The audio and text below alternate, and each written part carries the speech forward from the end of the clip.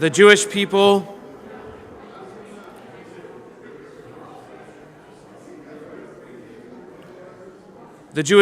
respond to death with 3 words of blessing.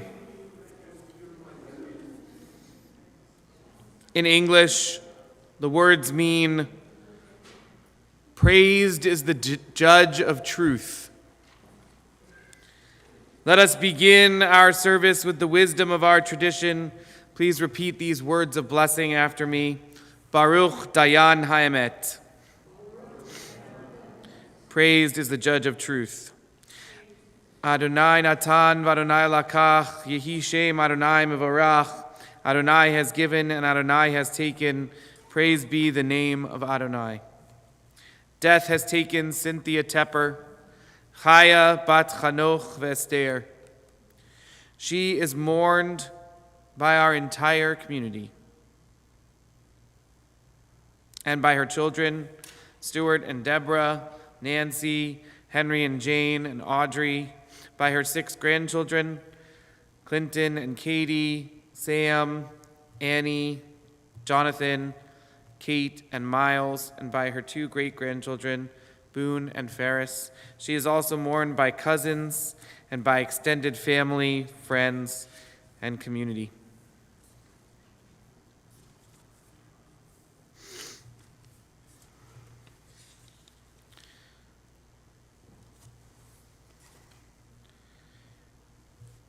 We begin our service with the recitation of Psalm 121, thus linking Cynthia's life with the 3,000-year-old tradition of the people Israel and with the eternity of God.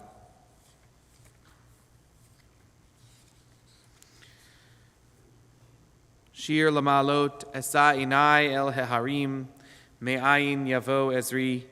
Ezri Me'im Adonai Oseh Shamayim Va'aretz. Al Yitain Lamot Raglecha, Al Yanum Shomrecha.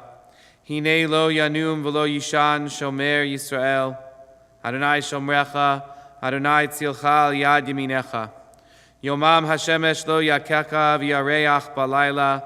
Adonai Yishmorcha Mikol Ra, Yishmor et Nafshecha. Adonai Yishmor Tzeitcha Uvoecha. Me'ata v'ad olam.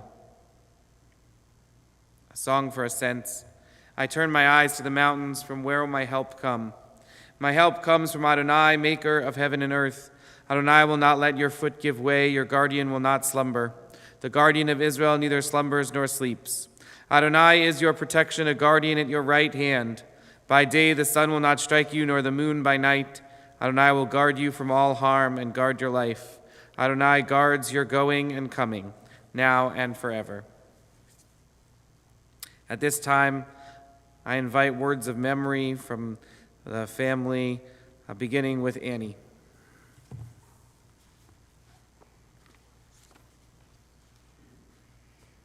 Thank you all for being here.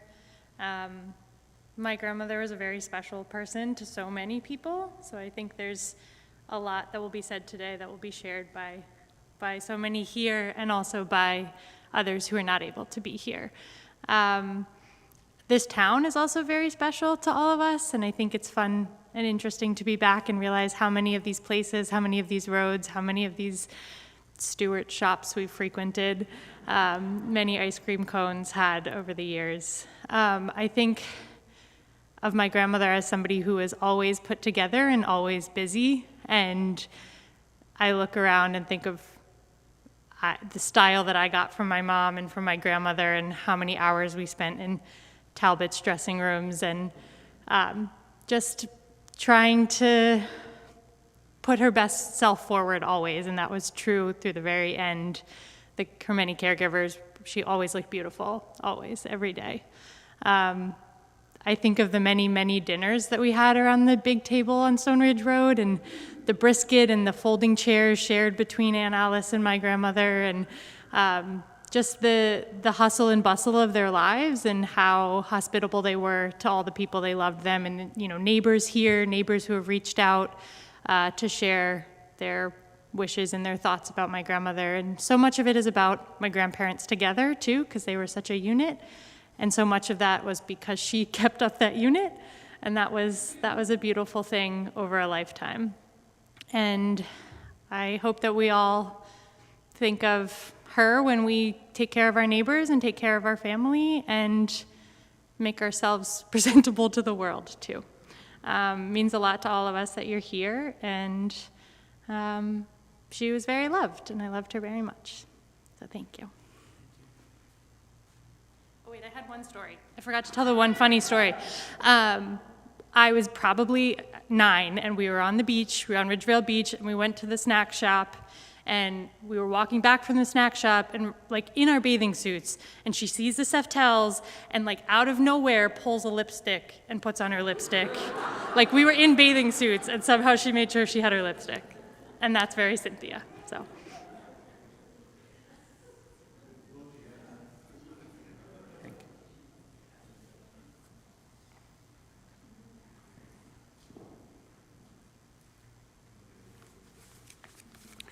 Hi, I've got to read this. Sorry, Shelley. I'm Hank Tepper. I'm one of Cynthia's sons.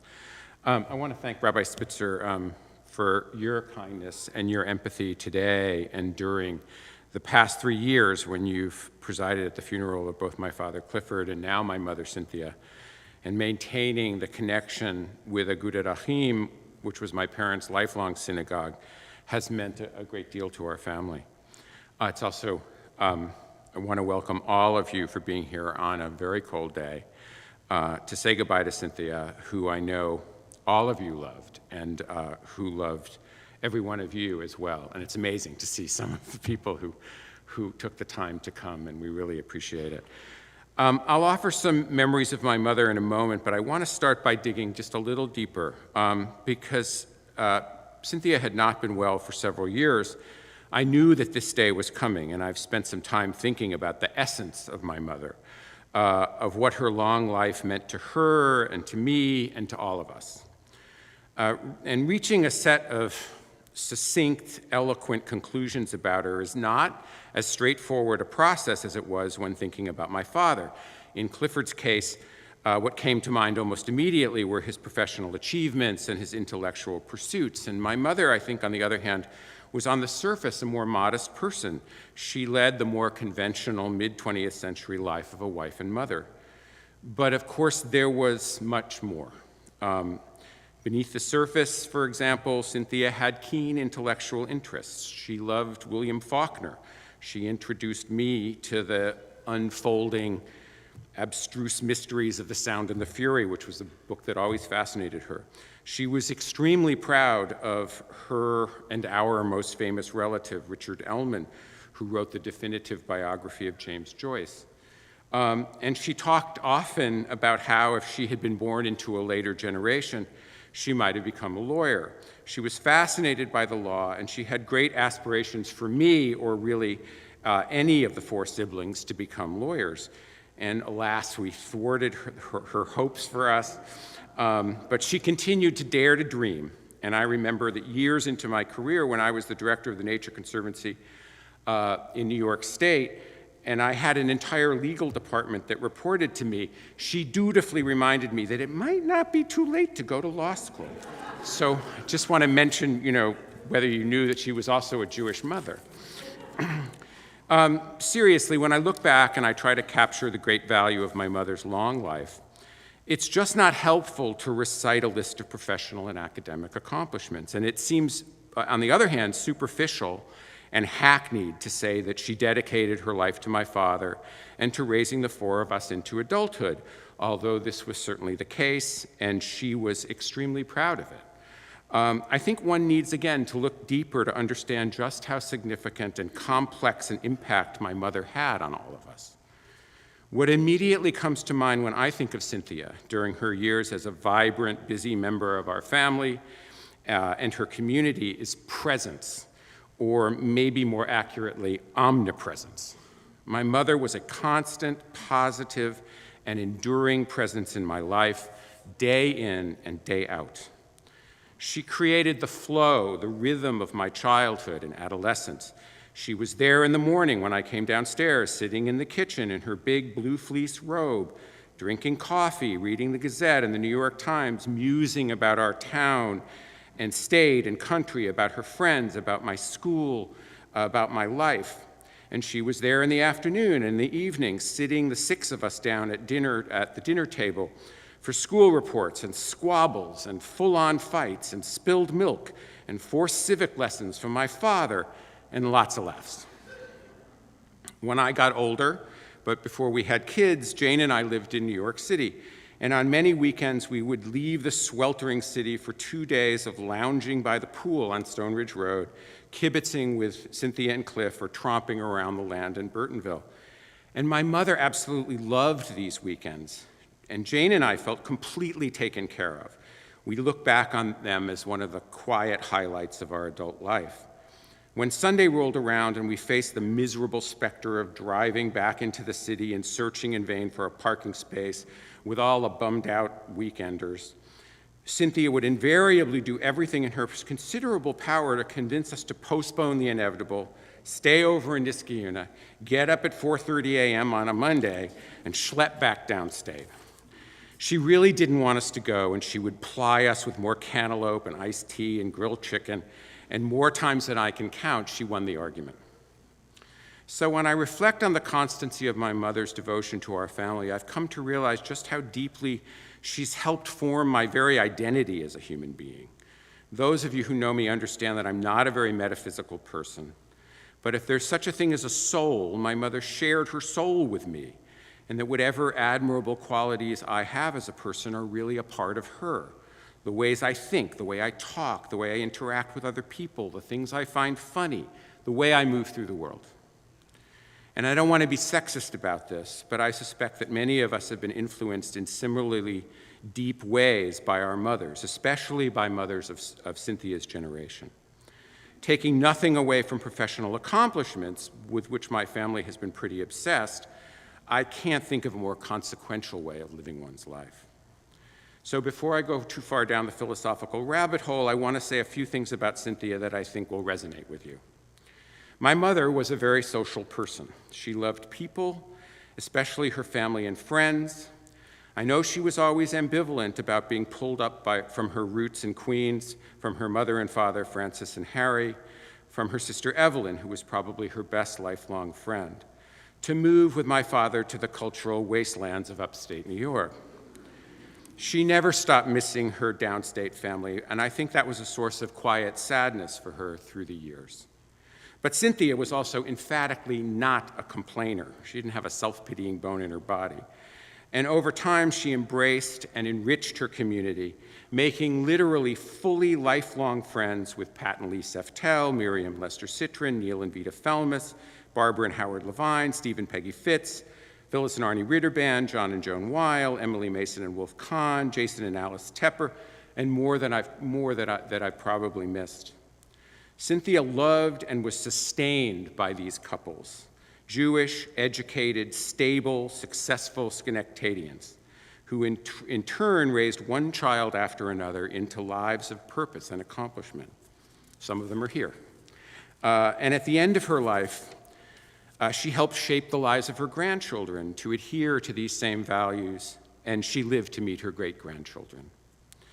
There was Cynthia's involvement in this synagogue, from the board of the sisterhood to the beautification committee, which I heard about earlier, to an endless number of committees, to her engagement with organizations like Planned Parenthood and the League of Women Voters.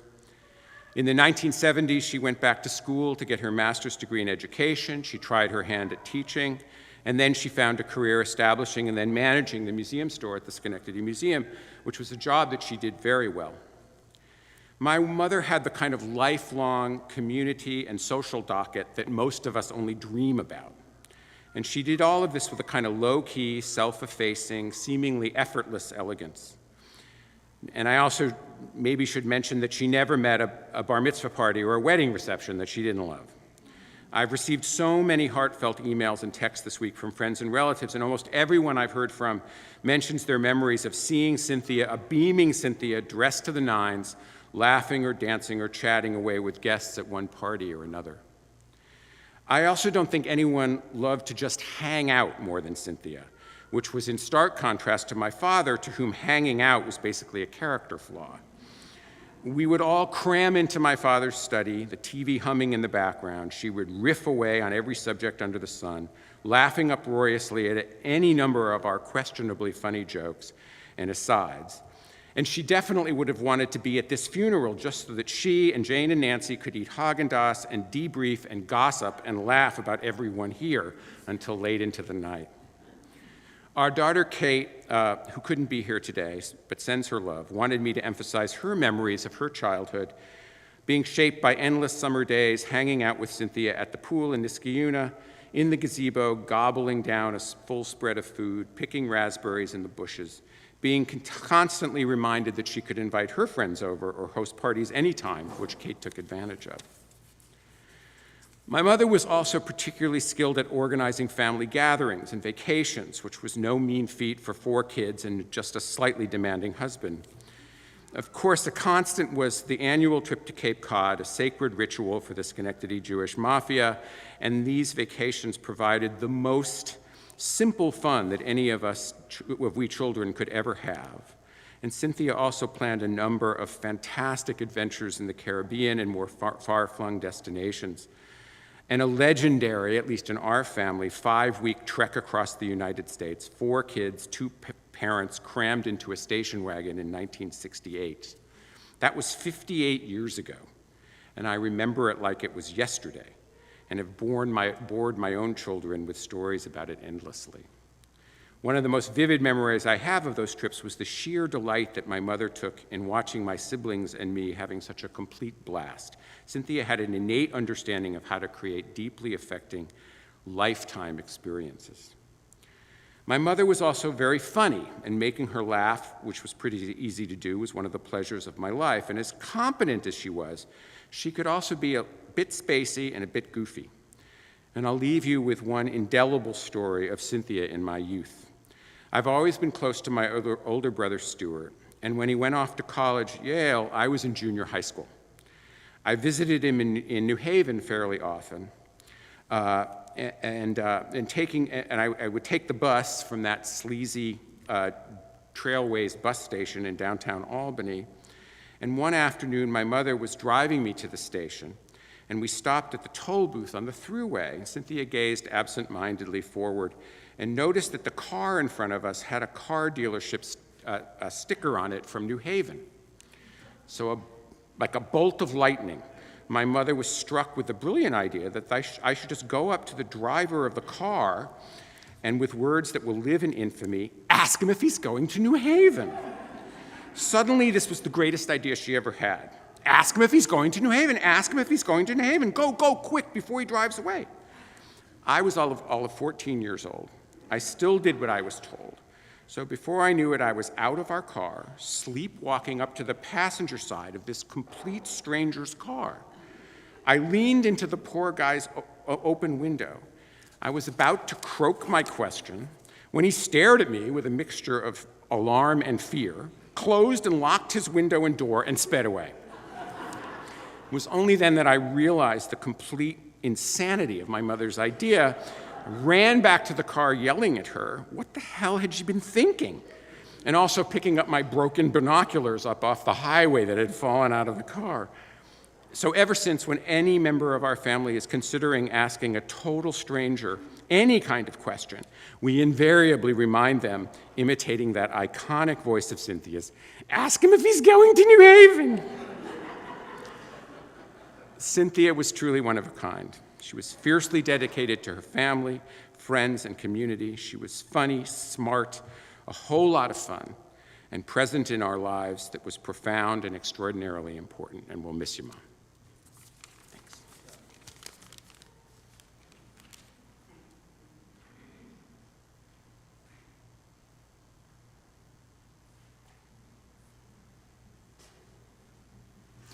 Oh boy, that's a hard act to follow.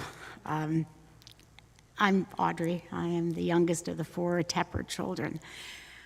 And I really, really, really had trouble doing what Hank did, putting all of the thoughts about my mother down on paper. I kept writing and rewriting and rewriting. And finally this morning I said, I can't get it all down. I mean, she was such a presence in my life till the day she died. And my parents left Schenectady, about 8 years ago to move to Chevy Chase, Maryland. They were about 10 minutes from me, outside of Washington, D.C. And so I spent a lot of time with my parents, taking care of them in the ensuing, first my father and then on to my mother. She was just always there, as Hank said, and she supported me and my family and the kids in ways that were very hard to articulate. And she was my shopping buddy. I'm not that big a shopper, but I shopped with my mother. And she taught me some very important lessons about finding a bargain. Yes, there's a term that in my family we call Tepper economics, which is you find such a great bargain. Oh my God, did you see that sweater? It is so beautiful. And the price is so good, why not buy 3? That is Tepper economics for you. But I think Hank really just summed it up. She was this lifeline. She never stopped. She was the absolute true example of the Energizer Bunny. She never sat. And when she did sit, it was usually for that New York Times read and to do the crossword puzzle, and I had a cup of coffee in her hand. And I had to laugh because my mom literally read the New York Times until maybe a month or so ago. She was still glancing at it. And I said to my sister, we really need to cancel the Times subscription. But the Times kept coming. The Times is still coming to her apartment for all I know. Nancy must have called 3 times, and we can't cancel that subscription. So there's just this, force of needing to learn and needing New York and all of the above. So I'm bordering on being up here and rambling because there's just so much to tell that I can't express. Her last few weeks, she wasn't doing well at all. And I saw her every day. And I didn't know if she recognized me. It wasn't obvious. But I was able to, really near the end, call her grandchildren, call her children, and hold a phone up to her. And sometimes it was a video call, and she couldn't really talk, but she expressed herself with her eyes. And when she heard those voices of those that she loved most, her eyes just opened. And I was also trying to sing to her. I tried to think of all the songs that she used to sing to me when I was growing up. And I started with Mac the Knife, Bobby Darin's version of Mac the Knife, which was, I believe, from Three Penny Opera. And that's how I realized that music still, all of the kids in our family are interested in music and very musical, and my parents were kind of not. But yet, I guess they were, because right at the end, I would play her music, show tunes, and again, I got those eyes open, and she just, it was pretty funny. Fiddler on the Roof was a particular favorite right there. So, I can't sum it up in one little talk. Everybody in this room, I think one of the kids referenced, Annie, maybe my parents' dining room table, which was just this source of everybody coming together. There was always too much food. There was always chatter and laughter and silliness. And people were just coming in and out. There was just this revolving door of family and friends. Everybody was welcome. And the pool, there was somebody checking membership cards at the door because everybody came to swim there. So I'm very fortunate to have such love and security and support. My parents supported everything I did. I did not become a lawyer. I did not become a doctor. I was an architect. But even when I was studying art before that, there was no, or I wanted to either be an artist or a social worker, and there was no question. If that's what I wanted to do and I was passionate about it, so what if I couldn't pay the rent? It was just, there was love and support, and I am who I am today because of my parents, but my mom she was always there, and it's going to be a big, big hole in my life without her. But I know she was very much loved, and yeah, that's it. So thanks to everybody. I just am overwhelmed by the people who have reached out and the people who are in this room. She's pretty special, and that's so important to me, so thank you. And thank you, Cynthia.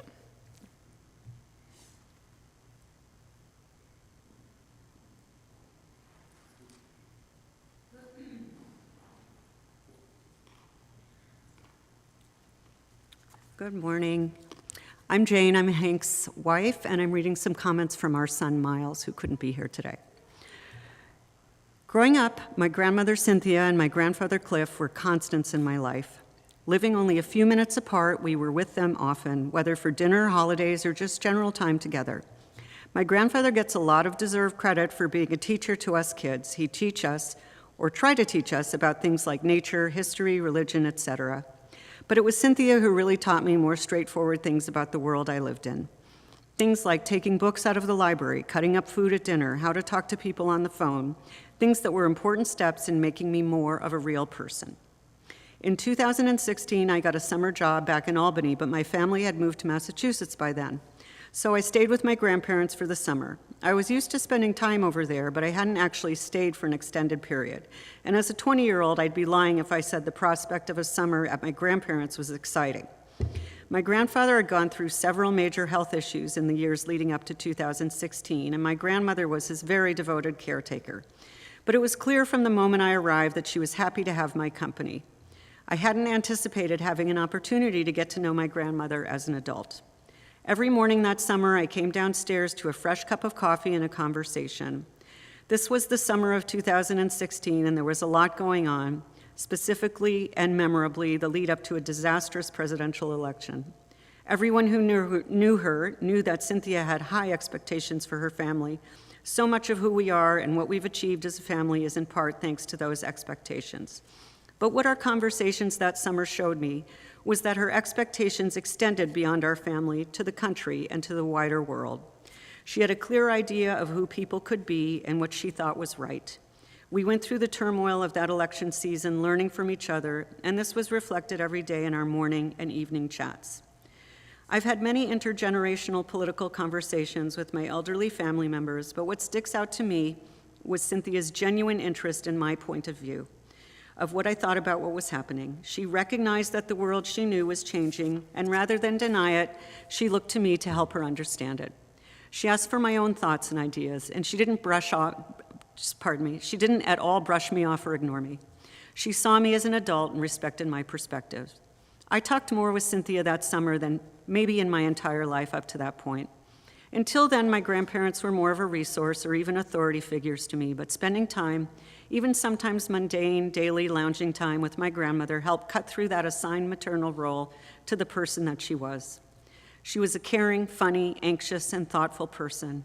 I see so much of her in myself and the rest of our family, and even though she might not have acknowledged it, Cynthia has influenced us all in amazing ways.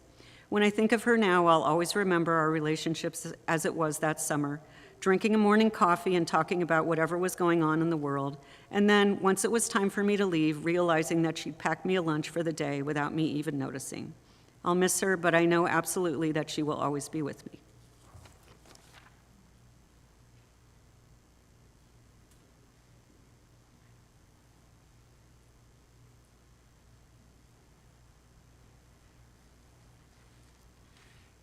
Well, I'll be brief. I wanted to emphasize a few things that Hank brought up, which is my mother's accomplishments. Her dad was from a New Haven family. Her uncle continued to live in New Haven when I lived there and was a source of great humor that came down through my mother to Hank. And my mother it's really important to remember. First got a bachelor's in English, then got a master's in education, then, as Hank pointed out, ran a museum shop, created the museum shop, and it was really quite a precursor to the kinds of museum shops one sees, for example, in New York City at the big museums. Crafts that she gathered from around the world, the business acumen to run it. She then put together a business with one of the neighbors.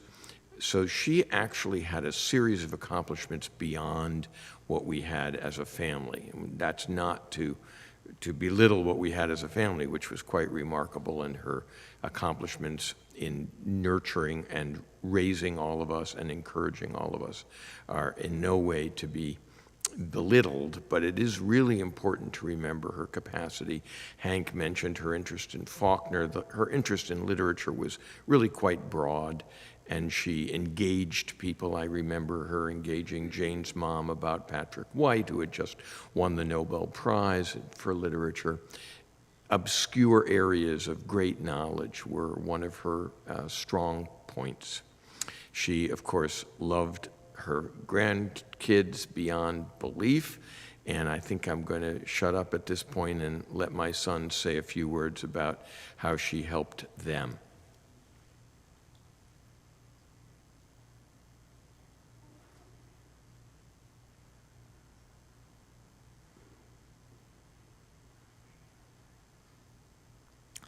So, I mean, I think she was fantastic. You know, just in my relationship with her, the relationship I saw that she had with other people, I mean, she was great. You know, she flew out to Seattle when I was born and helped my parents at that time. She took care of my brother and I for weeks at a time so that my parents could go on some very well-deserved vacations. And I and my brother got to experience at least some of that lounging by the pool lifestyle that Hank mentioned there. You know, she was great with kids, of course, but she did all of that while she was, working for the museum and accomplishing and realizing those accomplishments that my father mentioned. For some reason, a memory that sticks out is me fibbing to her at the age of 5 that I had made a laser by shining a flashlight through a rock. I recall her skepticism, just the look, but also her understanding and empathy about me trying to be cool by building things. She was so excited to meet Boone, my son there, and I'm really glad that Boone got to spend significant time with her. And one of my most fondest recent memories with her is her holding my youngest child, Ferris, as a baby, rocking her and calming her. And Ferris was obviously quite young, and she may not remember Grandma, but Grandma still left an impression on her.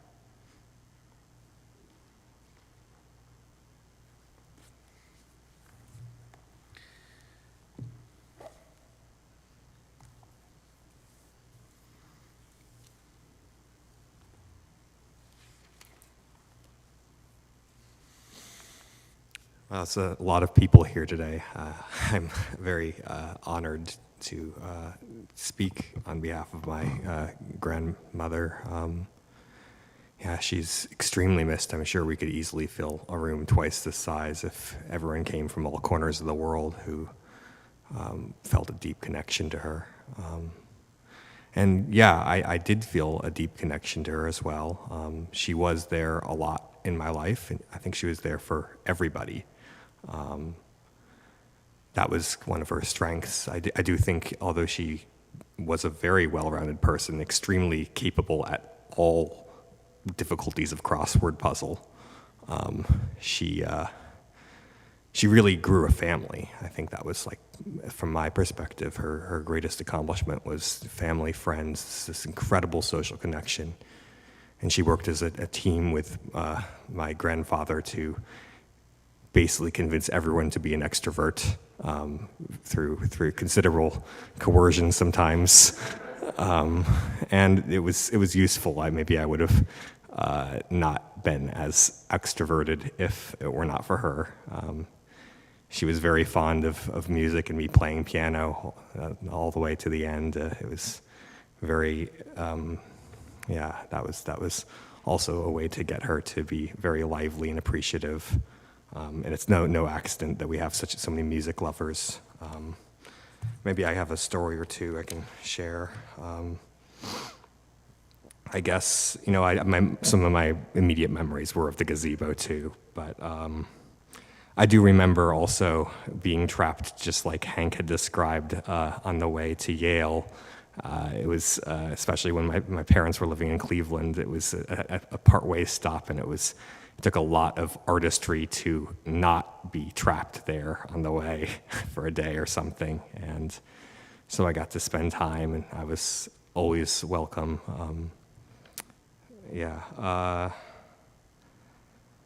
I guess I don't have a lot more to say. I think that she was, just an incredibly sweet person who was always there, and that she kind of made the family work. She really was the one who was the support behind everything, and it's unclear that things would have worked without her. So, all the solidity of the Teppers is kind of comes from her, and I guess we carry that forward. Thank you all for coming. Yeah.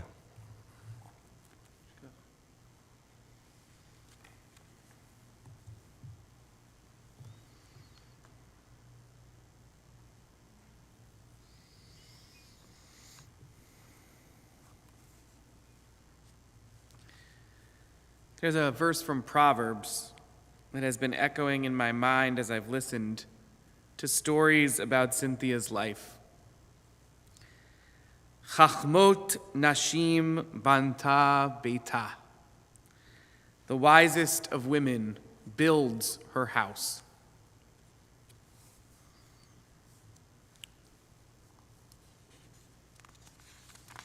Not maintains it, not decorates it, builds it. And in Jewish life, a house isn't only a private space. It's a life people can walk into, a family that holds, a community that functions, a Jewish world that feels warm, human, and livable. That is the kind of life Cynthia Tepper built.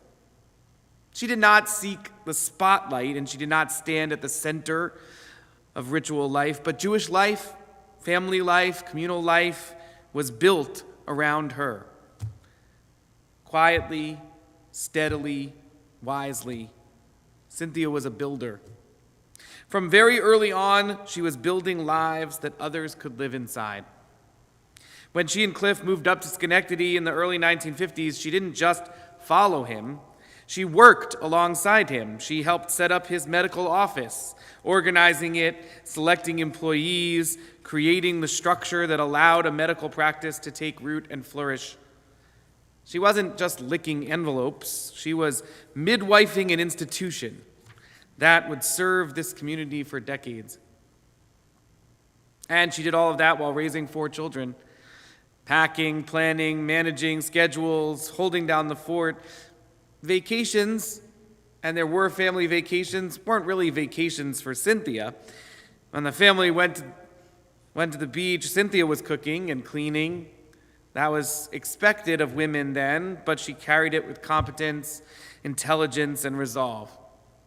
For all the accolades Cliff received for his professional life, so much of what he was able to do rested on what Cynthia built quietly around him. She was always in motion. People said she never sat down. You heard that in some of what her family has said. She was always tending to someone's needs, always doing something for somebody. People were knocking on the window, and they were always welcome. The constant motion wasn't chaos. It was care. She carried a great deal, caring for children and grandchildren, caring for her mother, who lived with progressive MS, making sure her uncle, who struggled deeply, was still included in family life and celebrations. There was plenty she could have complained about. She didn't. not because it was easy, but because dignity mattered to her. And when the chapter of full-time motherhood shifted, she didn't stop building. She went back to school. She earned a master's degree in education. She student taught and substituted at Martin Luther King Elementary School, and when she realized that teaching wasn't quite her calling, she allowed herself to move on. And she found something that she loved. Cynthia created the Schenectady Museum Shop from scratch and ran it for years. It wasn't a hobby. It was a real job, a business. She went to fairs, she bought inventory, she made money for the museum. She also co-ran a jewelry import business with a neighbor. Once again, she wasn't just supporting institutions, she was creating them. All of this took place within a Jewish life that was deeply meaningful to her, even though it wasn't conventionally religious. Cynthia had a strong Jewish identity. She loved the holidays, she loved gathering, she loved the feeling of Jewish time. She was active in the synagogue, serving on the board, on committees, showing up. She was civically engaged, politically active, part of the fabric of the community. She never learned to read Hebrew, but she wished she had. She wasn't bat mitzvahed. She experienced the limitations placed on women in Judaism of her generation. And still, Judaism was her home. Her Judaism wasn't about liturgical precision, it was about presence. It was celebratory, communal, lived. She made Jewish life warm. She made it human. She was, in many ways, a New Yorker at heart, a Queens girl who never quite stopped being a New Yorker. She made sure her Schenectady children knew Coney Island, the Staten Island Ferry, the Brooklyn Battery Tunnel. She drove back and forth to Long Island to be with her sister, her best friend. And yet she helped build a core Jewish community here. Friendships, marriages, families that lasted and shaped generations. And she had joy. She loved to laugh. She took enormous pleasure in other people's humor. Uncle Abe made her laugh. Making Cynthia laugh was a gift. She liked to hang out. She liked to schmooze, sitting in the lobby, playing bingo, mahjong, being with people. What people miss most isn't just what she did. It's what it felt like to be near her. As we take leave of Cynthia today, we return once more to that verse, Chachmot Nashim Banta Veita, the wisest of women builds her house.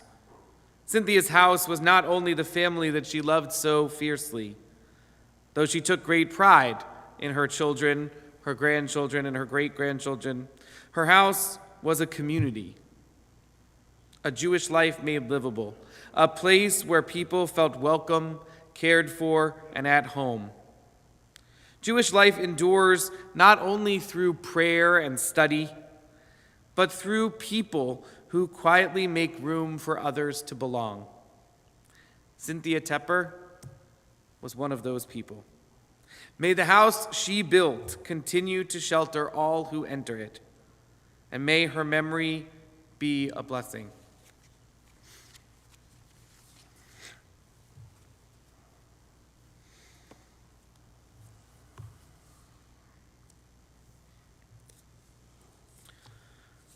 A Psalm of David.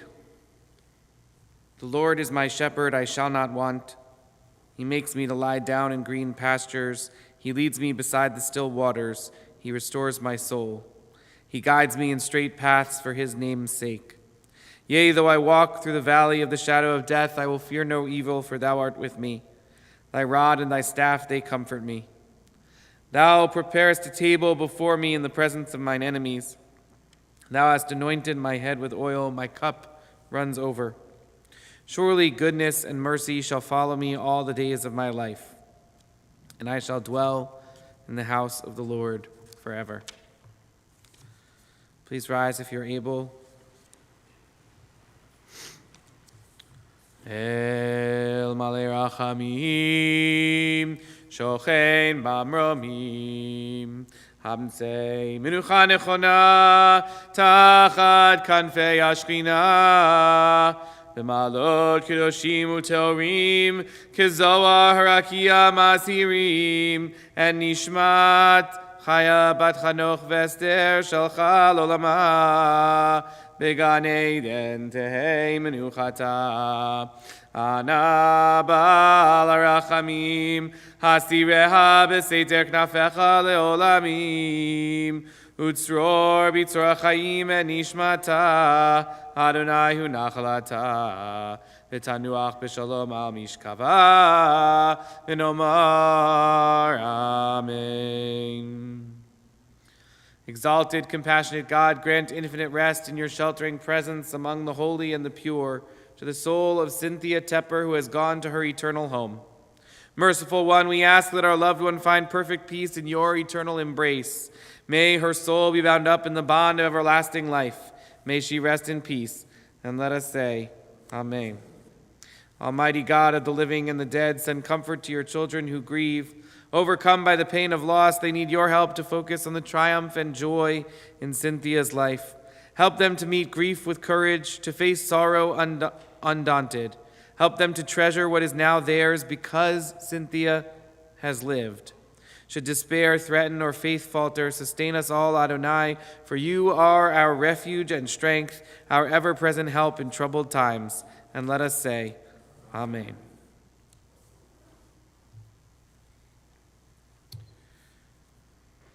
The burial will take place in just a few minutes at our cemetery in Rotterdam. You can follow along the caravan if you're coming up. Please do, if you're coming, wear gloves and a warm hat and a coat. It's cold out there. And we'll do an opportunity for everybody to participate in the mitzvah, the sacred obligation of burial.